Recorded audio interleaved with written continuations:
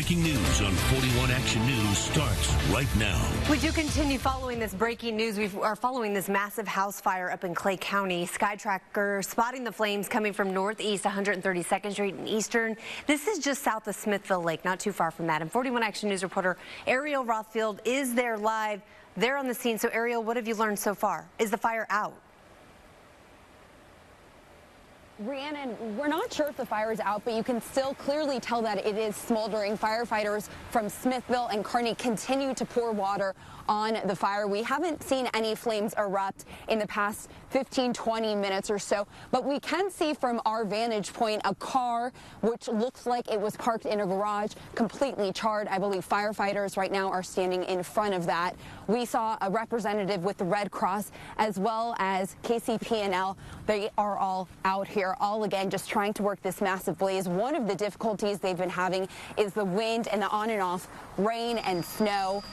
That's making their job a lot tougher. The good news, though, nobody miraculously was injured in this fire. From what we could tell from people nearby on the scene, nobody was actually home when they arrived on scene. That's when they noticed the house was up in flames. Again, we are working to find out more details about what exactly started this fire. As soon as we get the latest updates, we will update you on air as well as online. We are live. Ariel Rothfield, 41 Action News. Obviously, we're happy everyone is okay, but still heartbreaking to see that house gone. Ariel, thank you. Here's a better look at where this house was located. It is in rural Clay County between I-35 and 169 Highway and north of 291. Here's what else is happening right now at 6:30 in Southern California. There are 4 separate wildfires burning out of control.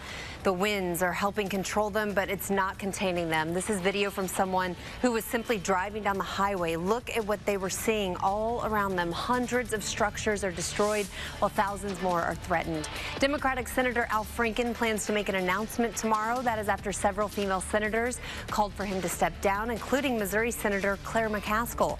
Franken has been accused by multiple women in recent weeks of unwanted touching and kissing.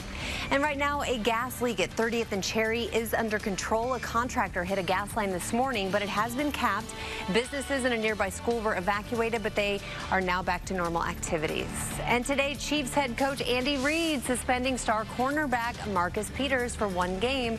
He will not play Sunday against big rival, Oakland Raiders.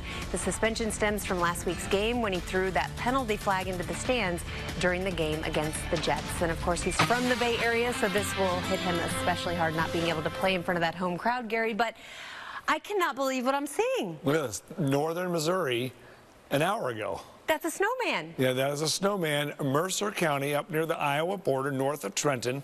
You can see this kid. They just sent it in to me in a picture. I didn't get the kid's name, but look at that. Look at the snow, enough snow to gather up a snowman. It's about as big of a snowman we've had in years here in Kansas City.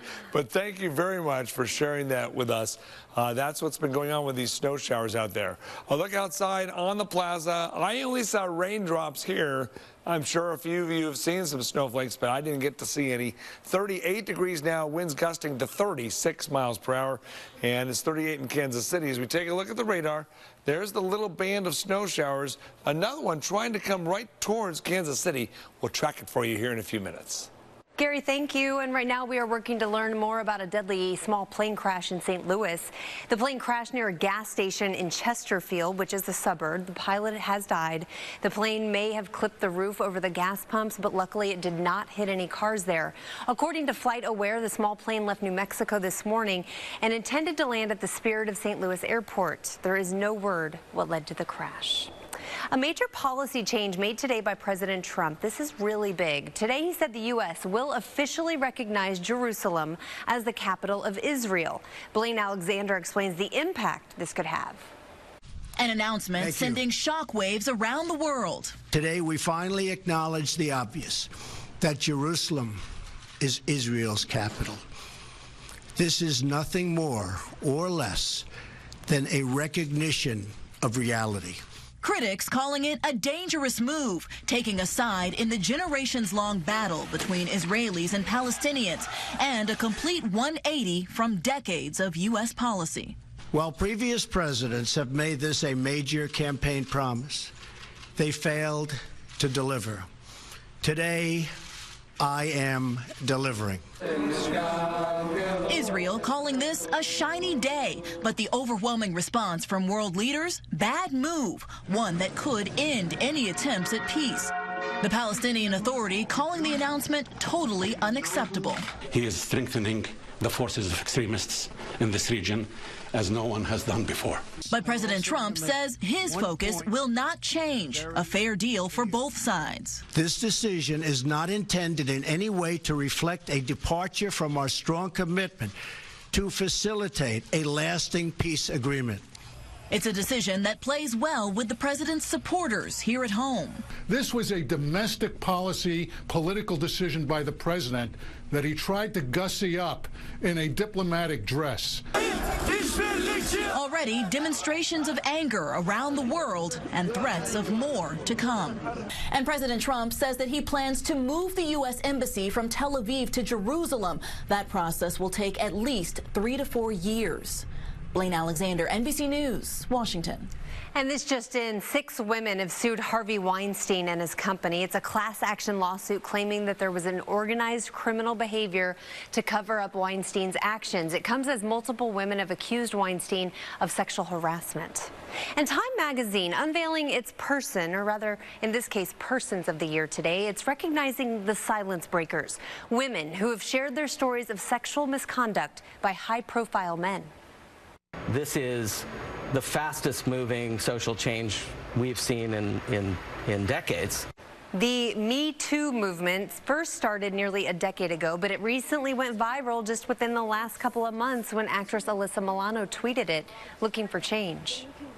I could never imagine this. I could never have envisioned something that would change the world. I want companies to take on a code of conduct. I want companies to hire more women. I want to teach our children better. Time Magazine praising women who have come forward just since October, initially with allegations against Harvey Weinstein, then others in politics, entertainment, and also the media. The collective frustration empowering others to speak out.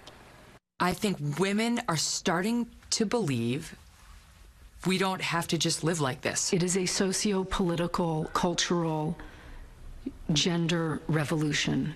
I am here to give you permission to be angry.